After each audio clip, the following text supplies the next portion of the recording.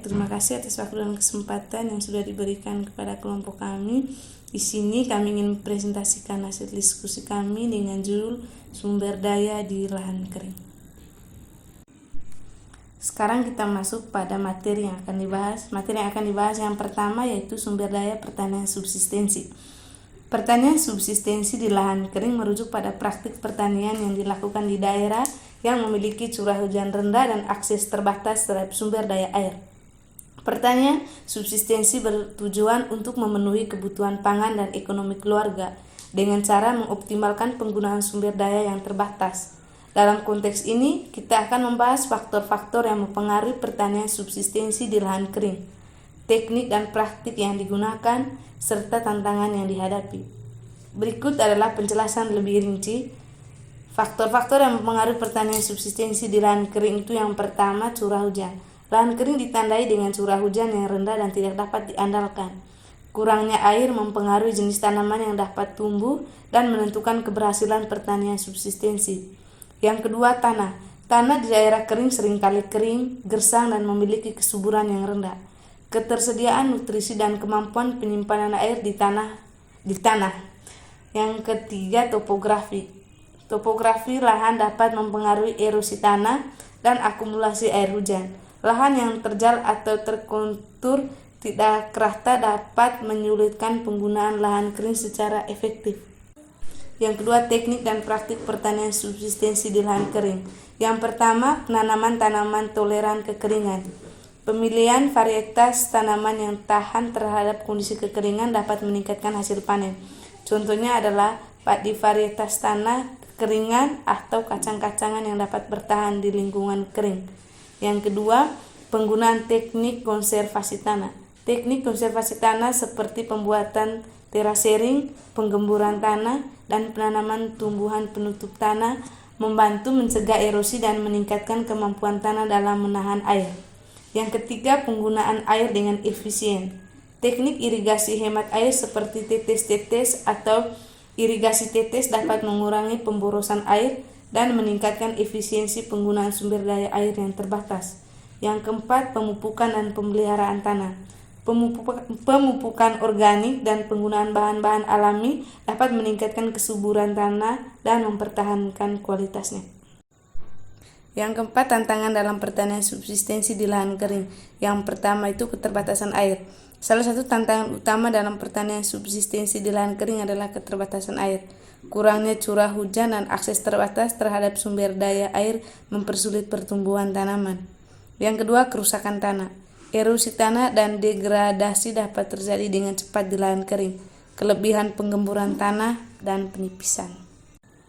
Kita masuk pada pembahasan materi yang kedua, sumber daya peternak kambing. Yang pertama, pemilihan jenis kambing yang cocok untuk lahan kering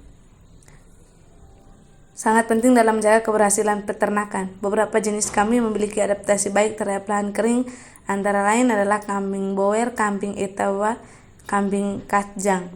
Yang kedua, manajemen pakan dan air di lahan kering yang baik diperlukan untuk menjaga kesehatan dan produktivitas kambing di lahan kering. Beberapa hal yang perlu diperhatikan adalah yang pertama, pakan, dan yang kedua, air. Yang ketiga, manajemen kesehatan di lahan kering. Penerapan manajemen kesehatan yang baik merupakan faktor kunci dalam peternakan kambing di lahan kering. Beberapa langkah yang perlu dilakukan adalah vaksinasi pada kambing. Sekarang sumber daya yang ketiga yaitu sumber daya pengembalaan ternak. Yang pertama, pengembalaan ternak di lahan kering merupakan praktik penting dalam pertanian dan peternakan. Lahan kering seringkali memiliki kondisi lingkungan yang sulit seperti kurangnya air dan vegetasi yang memadai. Namun, dengan manajemen yang tepat, pengembalaan ternak di lahan kering dapat menjadi sumber pakan yang berkelanjutan dan menguntungkan bagi peternak. Berikut ini adalah beberapa poin penting yang perlu dipahami tentang pengembalaan ternak di lahan kering. Yang pertama, manfaat pengembalaan di lahan kering. Yang kedua, manajemen pengembalaan di lahan kering. Yang ketiga, pemilihan ternak yang cocok. Dan yang keempat, pencegahan erosi tanah. Sekarang sumber daya yang keempat yaitu sumber daya energi terbarukan. Yang pertama, pengenalan energi terbarukan. Energi terbarukan merujuk pada sumber daya energi yang diperoleh dari sumber-sumber alami yang dapat diperbarui secara terus-menerus seperti sinar matahari, angin, air, dan biomasa. Energi terbarukan memiliki potensi besar dalam menyediakan sumber energi yang bersih, berkelanjutan, dan berkurangnya ketergantungan pada bahan bakar fosil. Yang kedua, potensi energi terbarukan di lahan kering. Lahan kering dapat digunakan untuk mengembangkan beberapa jenis energi terbarukan, seperti energi surya dan energi angin. Energi surya, lahan kering yang terpapar sinar matahari secara langsung dapat dimanfaatkan untuk instalasi panel surya guna menghasilkan listrik. Energi angin, lahan kering dengan angin yang cukup kuat dapat digunakan untuk membangun turbin angin sebagai sumber energi listrik. Keuntungan energi terbarukan di lahan kering. Yang pertama, lingkungan yang bersih. Energi terbarukan tidak menghasilkan emisi gas rumah kaca dan polutan lainnya, sehingga membantu mengurangi dampak negatif terhadap lingkungan. Yang kedua, ketersediaan berkelanjutan. Sumber daya energi terbarukan seperti sinar matahari dan angin tersedia secara berkelanjutan di lahan kering yang memungkinkan penggunaan jangka panjang. Yang ketiga, potensi ekonomi. Pengembangan energi terbarukan di lahan kering dapat memberikan manfaat ekonomi dalam bentuk pembangunan infrastruktur, penciptaan lapangan kerja, dan pengurangan ketergantungan pada energi impor. Energi terbarukan di lahan kering. Energi yang pertama, energi surya.